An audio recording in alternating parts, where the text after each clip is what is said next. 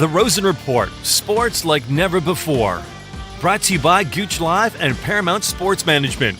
Here's Rosey. Good morning, good afternoon. It's noontime in Southern Ontario. This is the Rosen Report, talking with Taylor, the Roundtable, Gouche Live. It's all wrapped up for August on Saturday at noon. This is my first show coming to you from my new little basement apartment in Sharon, Ontario, just outside of Newmarket. Really excited. Haven't been on in a week or so. Had a little bit of a fall. Broke my stump. Anybody that's an amputee out there, you know that the stump is very important. If you break it, it's tough. So I'm walking on a broken leg, but I'll survive. Everybody's got their own issues. We will make it work. Today we got a great one. We've got obviously the Gouche, Kerry Goulet, and we've got Scott Taylor, talking with Taylor. He's coming up. We're going to do this. But first, I'm going to do a little rant. And man, I'm really enjoying the Olympics. I wasn't sure what to expect with everything. It's been 5 years, now it's coming to an end, the Olympics. Don't forget, in 2 weeks, the Paralympics will start. Shane Smith, one of my buddies, is on the wheelchair rugby team. He is going to be on the show in a few weeks on The Journey on Sunday nights. It's amazing. But you know what? I want you people to understand the pressure on these athletes. For the bulk of it, they're amateur athletes. So forget about the basketball with the men's team and all these millionaires. But for the bulk of it, they are amateur athletes. The women's soccer, it was amazing. The Canadian team won the gold. It was great. Christine St. Clair, I'm sure Scotty's going to talk about it. I'm sure he's known her over the years. He's a Lou Marsh winner. Incredible. But the Swedish captain, the girl who she's going to remember this for the rest of her life. She had a chance to score the penalty shot and win the gold for Sweden. She didn't. Canada came back and won the gold. The amount of abuse and things that this girl is getting, the pressure is insane, ladies and gentlemen.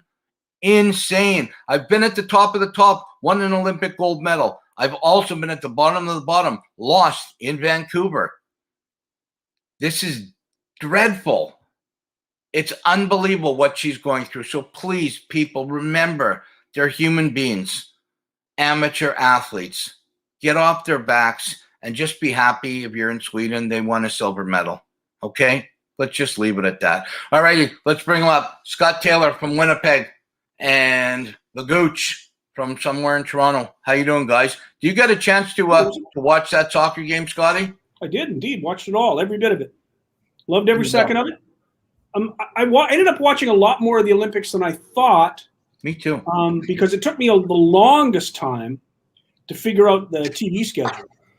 And I would spend a lot, there you go, I love it. I would spend a lot of my time scrolling up and down my Shaw television trying to find where things I wanted to watch were. The one thing about the Olympics is the overwhelming number of events that are on and how often you want to find something that you want to watch and it is not part of the programming. And that makes it extremely difficult. But down the end, I got to watch all the track. Just finished watching the men's baseball final. Good for Japan, win their gold medal in Japan at home. I watched the men's basketball final last night. The Americans were lucky. 10 times better ball club, but just really lucky to win. Yeah. The French played really well.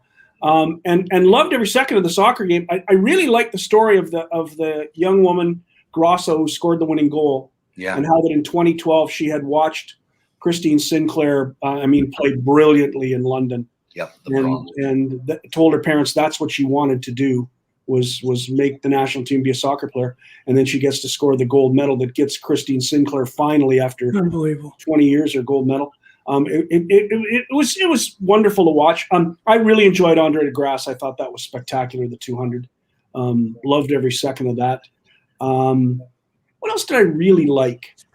I'll tell you what I liked. Okay. Tell me what race. The race walk, yeah. The last one. A little bit of controversy with the guy's shorts, eh? Oh my goodness, the things they worry about. Jesus. I mean, you talk about the IOC being the lead fascists in the world today. I mean, they got to let it just rest. I mean, the stink and the smell over the kind of shorts you can wear to play beach volleyball. And they were going to kick a whole country out because they didn't like the shorts they were going to wear for. My goodness gracious. What childishness from 70-year-old white men. Yeah, we're not worried about just terrible childishness. We're not worried about let athletes participate in the equipment they want to participate in.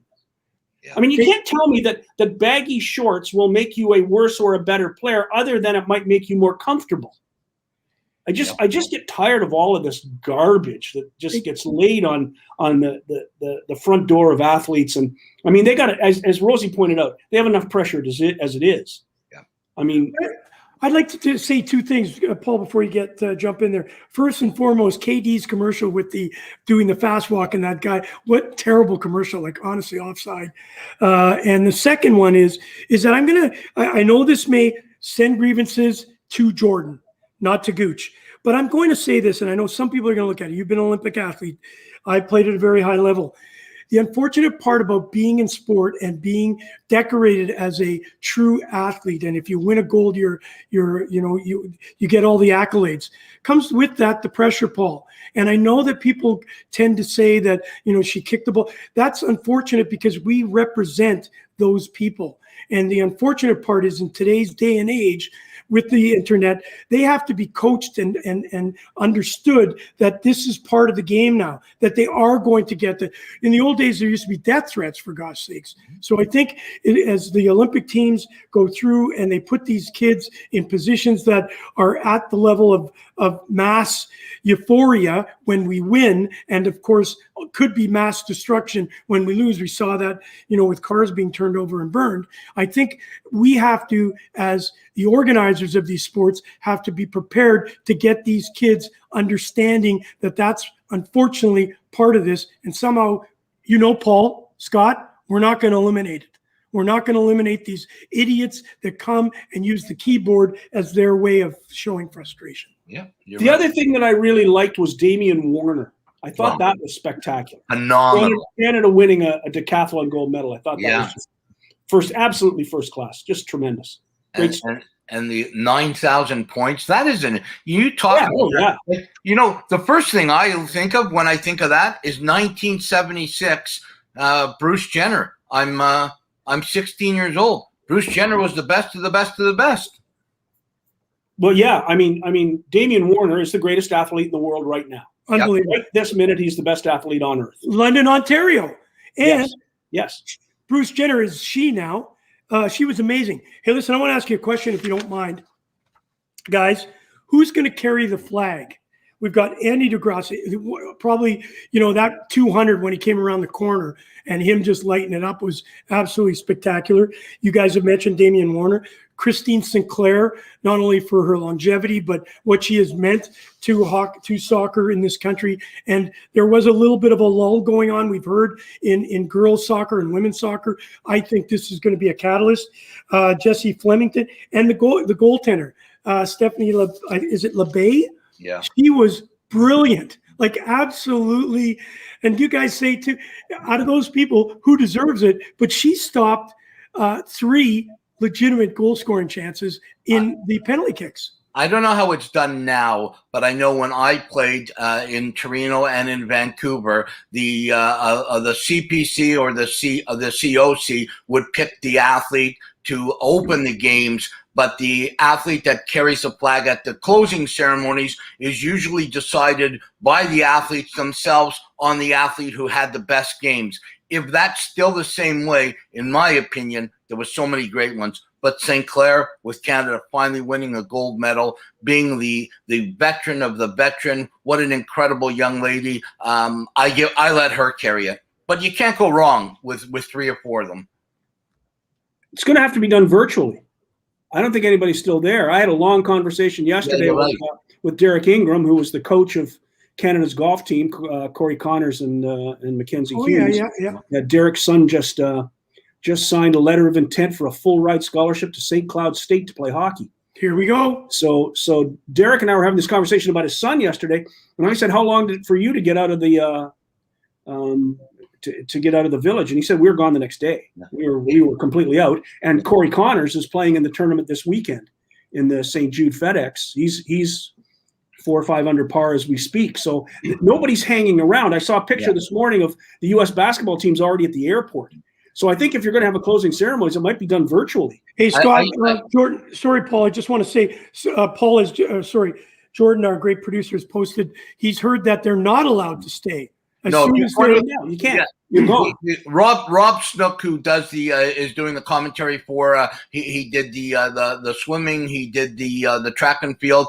We do the hockey together for CBC Paralympics. He told me when we were going back and forth, 24 hours after your event, you have to be gone. So it's totally different. Whereas, when I was fortunate to compete in Vancouver, despite the fact that we didn't win, closing ceremonies was incredible. It's where everybody's there. Great bands, Tragically Hip played. It was unreal. There's nobody there. You're right, guys.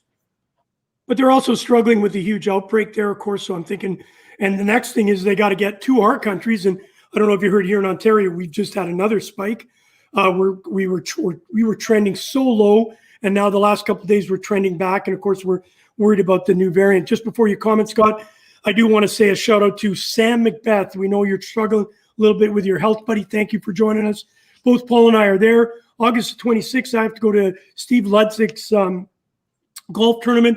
Paul will organize if you can come out and hang out with us, if that's allowed. I don't even know if that's going to be allowed, but we'll go and see you, Sam, certainly on that day. Scotty. If I was going to give the flag to anybody, it'd be Christine Sinclair. And my guess is she'd have to do it from home. Or Damian Warner, the both of them, Damian Warner and Christine Sinclair. I mean, you got the greatest athlete in the world, and the athlete who basically built women's soccer in Canada, but both having won. It's pretty hard to pick because Canada had some brilliant. Penny Alexiuk. I was going to say that too, and also Andrew DeGrasse. I think we're at 23 medals right now. But both those two that you've mentioned, Andre and of course Penny, they are the most highly decorated Canadian athletes. But I do believe that we have to remember with the Sinclair story, I think it's 130 years since Canada won a summer team sport, is what I heard today on TSN. So gold, summer team. One, So I think we got to look at that. So anyways, let's move on to the Olympics. Fantastic. I think we all can say it. Remember, guys, hold on. 2 weeks. So it ends tomorrow or whenever the next day. Then there's 2 weeks. They clean the village. Paralympics. Going to be some incredible Canadian Paralympians. Excited about that. Listen, obviously, as we move away from the Olympics, we all can agree, incredible. Like they pulled it off.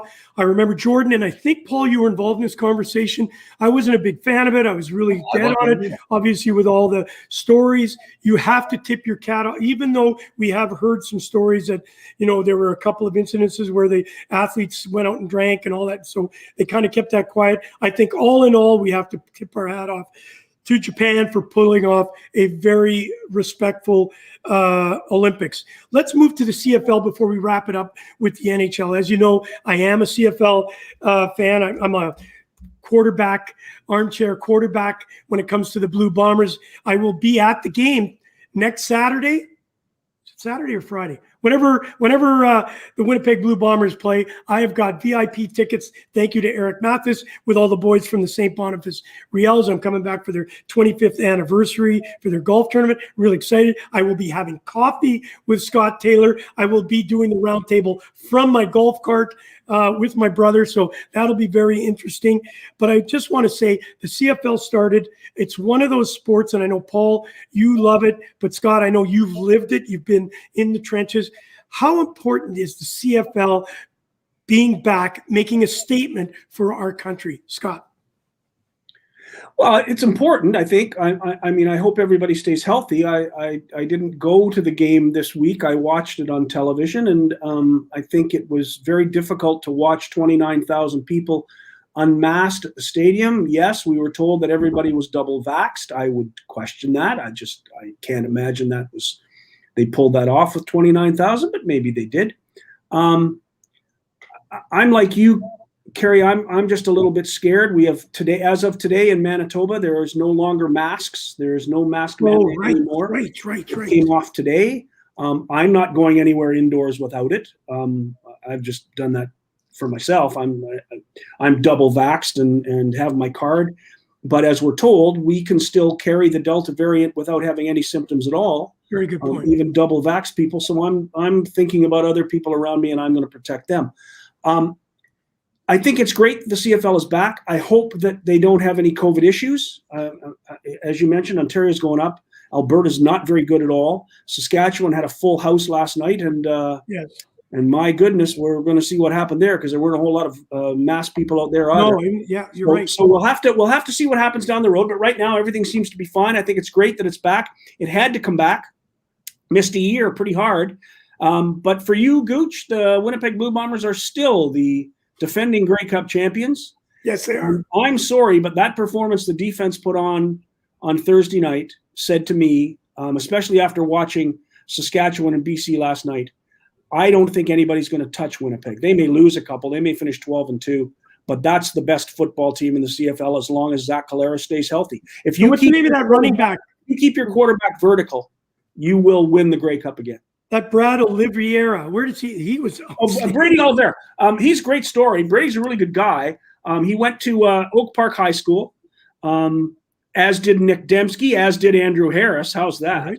Yeah. And got a full ride scholarship to the University of North Dakota, was a stud at the University of North Dakota. A lot of people thought he might be drafted in the NFL draft. He was not. Winnipeg drafted him in the CFL draft and signed him. And Brady Oliveira is a marvelous football player. He's about 5'10", 230 pounds with speed. He'll be a monster in the CFL for a lot of years. He reminds me a lot of John Cornish. Remember John Cornish? Yeah. He plays the same kind of game. It's not that breakaway running game that Andrew Harris has. It's I will run over you, and then I will step on you as I go over you, and step on your helmet, and I will just keep going. Yeah. He's got enough speed. He's not a speedster, but he has enough speed to break away if he has to. And I think he's going to turn out to be a monster running back in the Canadian Football League. And with the injury to Andrew Harris, there is now obviously no reason to rush him back. You may as well let him get 100% healthy and let Oliveira get the job done. He broke his ankle right before the start of the 2019 season. So that was his CFL debut on Thursday night, and I thought it was pretty impressive. Yeah, absolutely. You know what, Zach Collaros, what a game. This kid, he's been around. He's bounced around a lot of teams.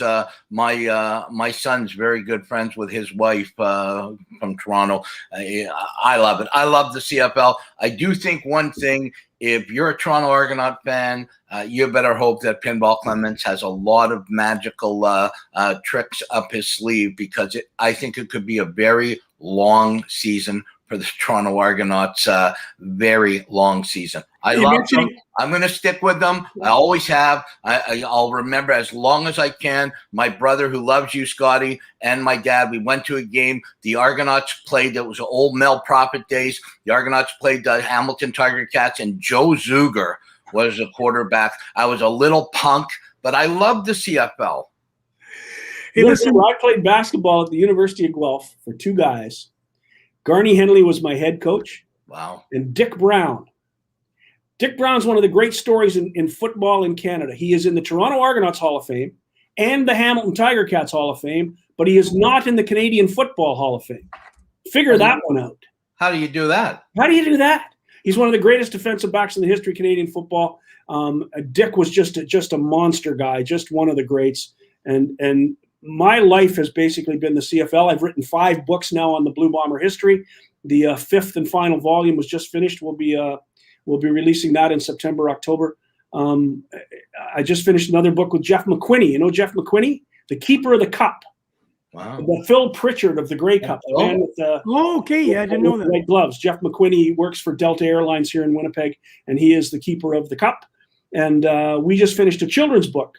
He and I and another young woman about his dad, Keeper McQuinney, who played for Winnipeg and Edmonton back in the 50s, won Grey Cups in 1954 and 1958 with Winnipeg and Edmonton. Played in the backfield with Jackie Parker and Normie Kwong. Played in the backfield in Winnipeg with Kenny Plain. And he was the roommate of Cal Jones. Do you remember Cal Jones? I remember Cal Jones. Cal Jones died in the plane crash into the Rocky Mountains after the All-Star game in 1954. It was the 54 All-Star game. Keeper McQuinney was injured, couldn't go. Cal Jones went in his place. Unbelievable story. They were roommates. Cal Jones was the first African-American man on the cover of Sports Illustrated. Wow. University of Iowa. My dad was a big Blue Bomber fan, so he told us that story a couple of times. Hey, listen, obviously with the CFL now open, Pinball Clements, I wonder if the way the Argos will play this year, if he finally loses that smile. When you meet him, he's always smiling. He's unbelievable. He'll never lose it. He'll never lose it. No. Listen, He's still in football, my friend. He's unbelievable. His longevity is incredible. Yeah, he's just one incredible guy. Hey, listen, we got to move to hockey. Of course, CFL, great to have it back tonight.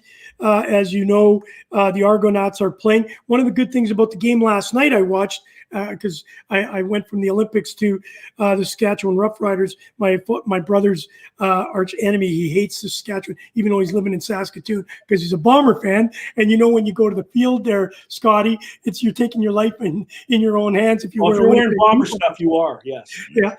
The 33-29, I thought when I turned it off, I didn't watch the fourth quarter. I just said, Saskatchewan's running away with it. It's over. This thing could end up 60-9, I think it was at the time, or 14 or 15. And wow, they stormed back. BC made a game of it.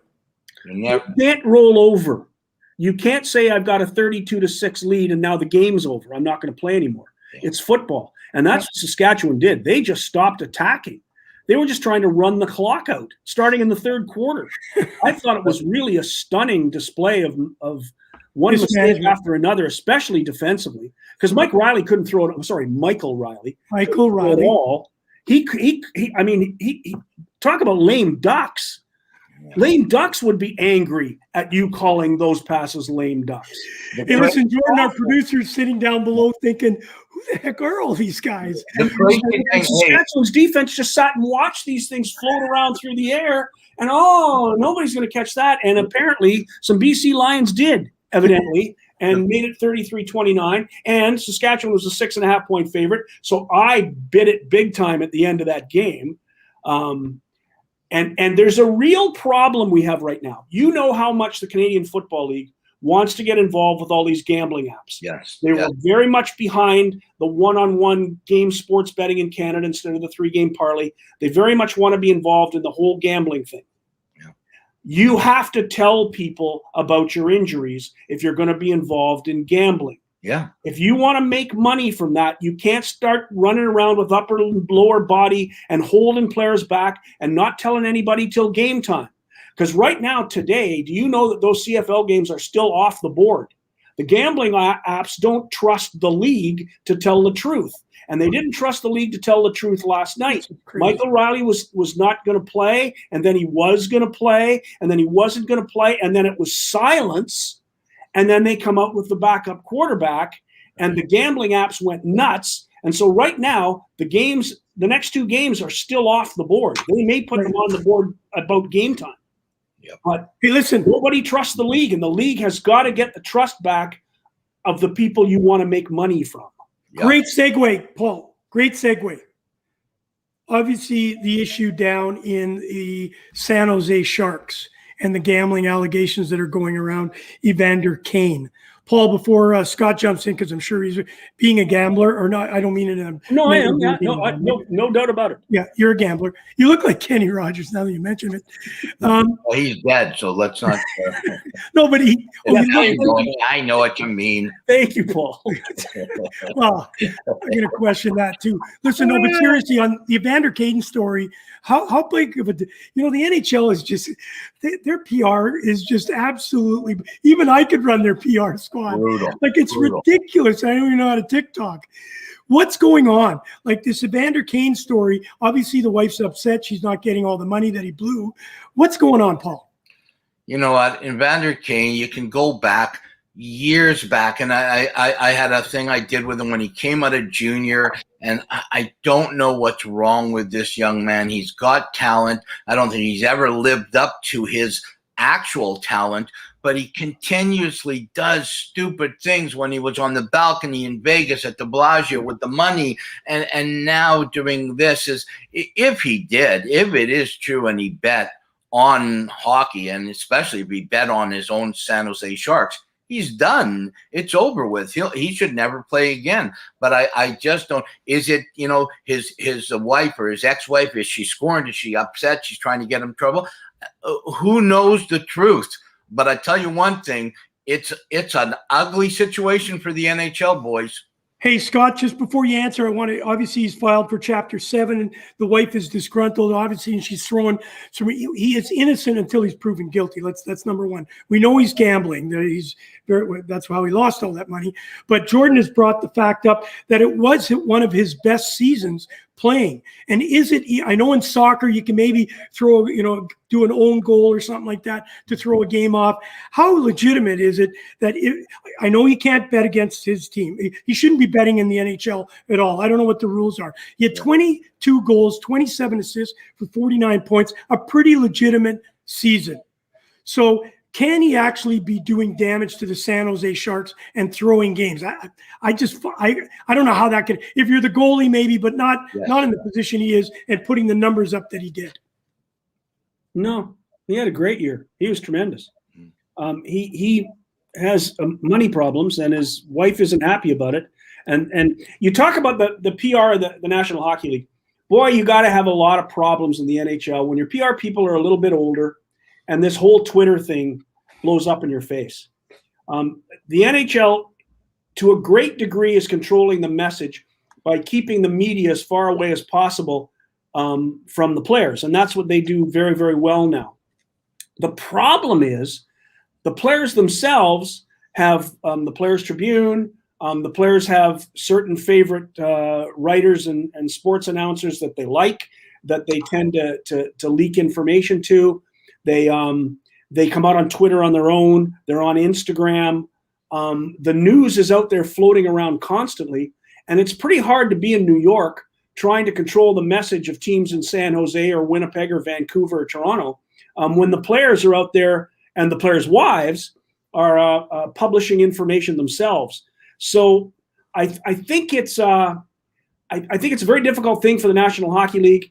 And it's an extremely difficult thing when a woman scorned is not getting the money she knows she's owed. And I think that's just an ugly divorce blowing up. He declared the NHL has to make an investigation because it's out there. Scott, he declared bankruptcy, for God's sakes. He did, didn't he? Next week, what I want to do is I want to put together some other things that we can talk about gambling, what issues were out there. I think we should touch upon that. And also now this Chicago mess of this abuse thing, it's getting uglier. Let's not discuss that because we only got a few minutes. I want to go to two really important points. And I want to go to you first, Paul, because, you and I have been really close watching these contracts. Almost 988 million signed over the last month of the NHL money, and I think we talked about it yesterday. What did Durant sign for? 198 million, and for 4 years, it's just astronomical. But there were two signings in the NHL that are pretty legit contracts. Nurse, 8 years, 9.25 per season, and 8 years, 5.75 for Pelech. I'd like to hear your comments first. Are those numbers legitimate for those players? First, Nurse, of course, I guess they're expecting him to lead that defense. Getting Duncan Keith may help him kind of mature a little bit quicker, but wow, those are pretty big numbers. Yeah, you know what? I don't want to be hypocritical, with me saying Seth Jones on one hand, the Hawks signed Seth Jones to a 55-year deal. It seems like these deals, 8, 9, 7, 8 years. I guess you can't go more than 8 years now.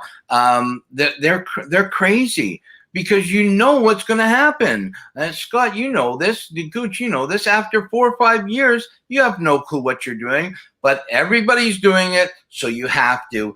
Edmonton had to re-up Nurse. They had no choice. If they didn't do it, they were going to be done. Their fans would have left. McDavid needs to see that they're doing something.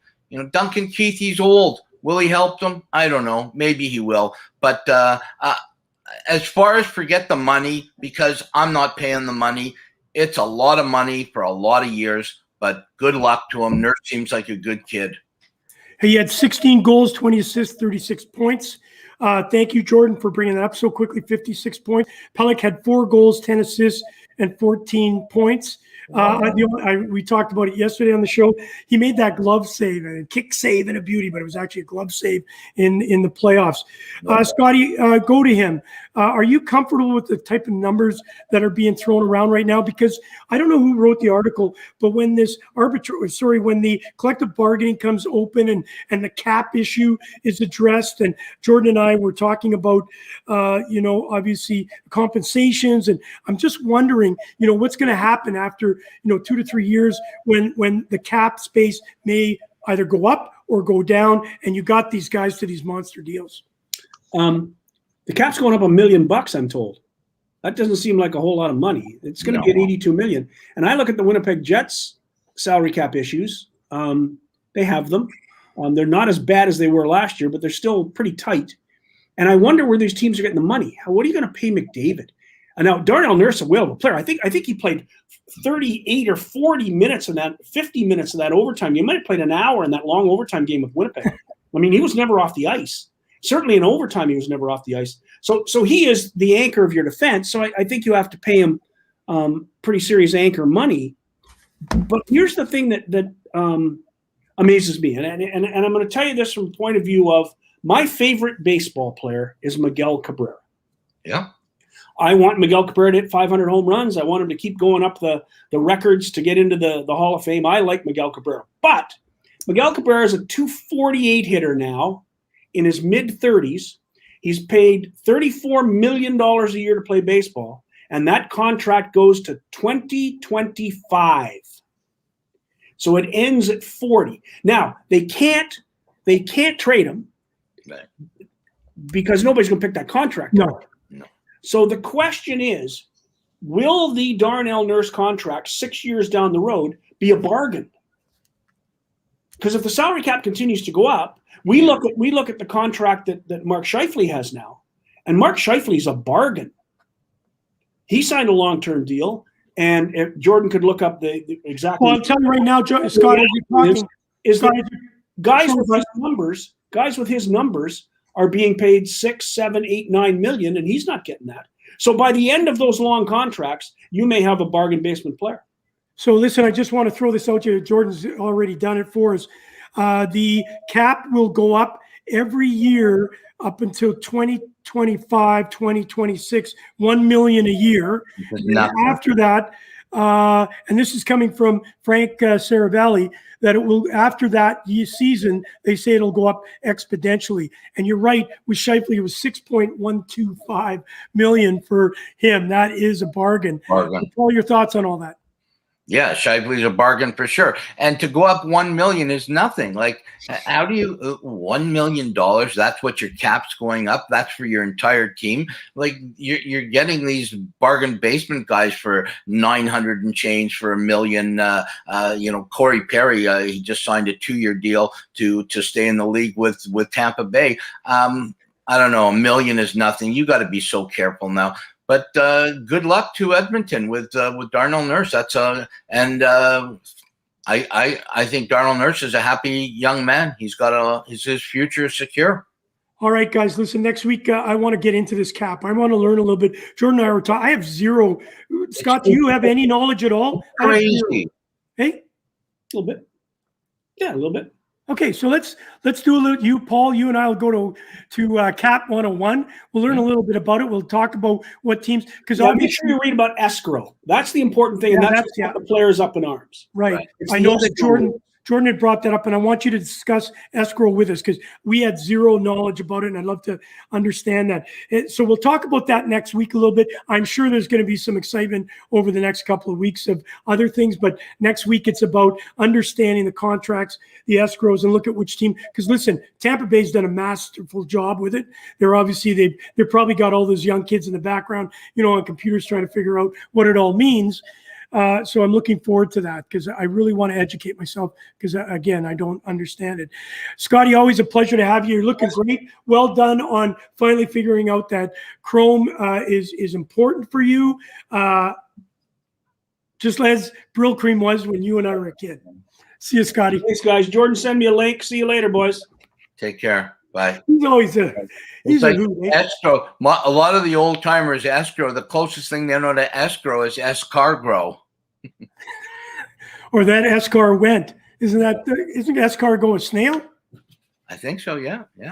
All right, Hey, Paul, one thing really quick. I know we're running overtime that we haven't had a chance to talk about was the Marc-Andre Fleury thing. Remember I said when it all happened, hey, relax. He was pissed off because of the way it happened. He didn't find out he was traded. He found out in the news. Vegas botched that up so bad.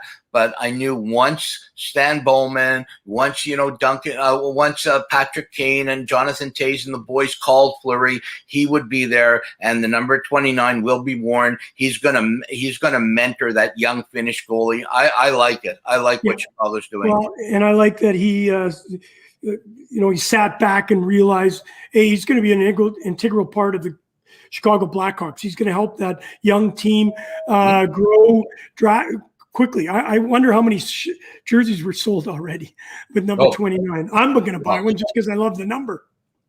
There you go. Okay, listen, don't forget we have a blog. You can go there. It's unbelievable. We're doing so many great things, Paul. A little plug. Tuesday is the Concussed, Understanding the Invisible Injury. Of course, you got a great show tomorrow night with The Journey. We are very excited to announce that we are now part of the Fired Up Network. Yours will start, The Journey will start next week, not this week, the following week. We're going to have Connected on it. Mental Health Mondays is going there. Wellness Wednesdays. Of course, the Rosen Report, Gouche Live. We're so excited. They're going to open us up to a tremendous amount of opportunities. So we're excited, and I can't thank Jordan enough for helping us understand how to do it all. We're going to get bigger and better. So I'm really excited about that. So thank you for having me on the Roundtable. We'll see you next week, and we'll see you tomorrow night on The Journey. Thanks, Gouche. Appreciate it. Yeah, I love our roundtables because we get to really open it up with the Gouche and Scott Taylor. And you talk about a guy who's respected in the journalist community. Scott Taylor, talking with Taylor, he's been around the scene for a million years, and he's still looking great. Anyways, have a great Saturday. The Olympics are almost over. They're winding down. Watch the last little bit. I think there's still some beach volleyball to watch. And then remember, 2 weeks, they clean it up, they do a few things to the village, and then the Paralympics come on in. And we're going to talk some great Paralympians, Canadian Paralympians in the next couple of weeks. Until then, have a good Saturday. Take care of each other. Take care of yourself, and be safe. God bless. You've been listening to The Rosen Report, sports like never before, with your host, Rosey. Brought to you by Gouche Live and Paramount Sports Management.